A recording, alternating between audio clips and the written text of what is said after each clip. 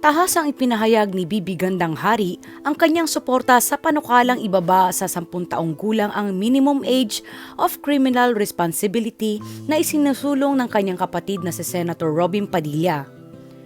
Sa panayam kay Boy Abunda, sa programa ng Fast Talk, sinabi ni Bibi na nabuo ang kanyang paninindigan matapos siyang personal na makita ang matinding epekto ng mga krimeng kinasasangkutan ng mga menor de edad na partikular ang madugong insidente ng pamamaril sa isang paaralan sa Tacloban. Ayon kay Bibi, sinamahan niya si Senator Robin Padilla sa pagdalaw sa mga pamilya ng mga biktima at sa mga sugatan sa ospital.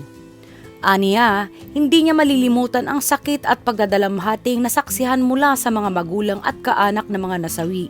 Ang tinutukoy niyang insidente ay ang pamamaril na umano'y isinagawa ng isang 14 anyos na sospek na ikinasawi ng 3 estudyante habang mahigit 20 iba pa ang nasugatan. Sinabi ni Bibi na batay sa impormasyon na ibinahagi sa kanila ng punong guro ng paaralan at ni Tacloban Mayor Alfred Romualdez, hindi umano aksidente o bugso ng damdamin ang nangyari kundi isang planadong pag-atake. Dahil dito, naniniwala si Bibi na dapat na muling suriin ang umiiral na batas kaugnay ng criminal responsibility ng mga minor de edad.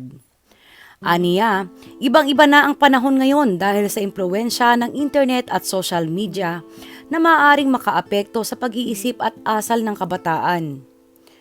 Gayunman, nilinaw ni Bibi na hindi layunin ng panukala na agad na ipakulong ang parusahan ng mga batang masasangkot sa krimen.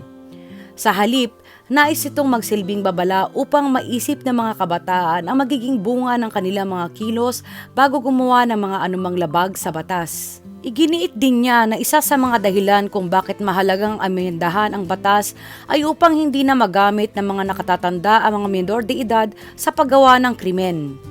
Aniya, may mga sindikatong sinasamantala ang kasalukuyang batas dahil alam nilang limitado ang pananagutan ng mga batang kanilang inuutusan. Matatandaang nauna nang nagpahayag si Bibi ng suporta sa panukalang amyendahan ang Juvenile Justice and Welfare Act. Bukod dito, isinusulong din ni Senator Robin Padilla ang pagbabawal sa paggamit ng social media ng mga menor de edad. Dahil naniniwala siyang malaki ang impluwensya nito sa pag-uugali at pagdesisyon ng mga kabataan. Sa kabila ng mga pagkakaibang pananaw ng publiko sa isyu, nananatiling iginigiit ni Bibi na ang layunin ng panukala ay maprotektahan ng mga bata at maiwasan silang masangkot o magamit sa mga gawaing kriminal.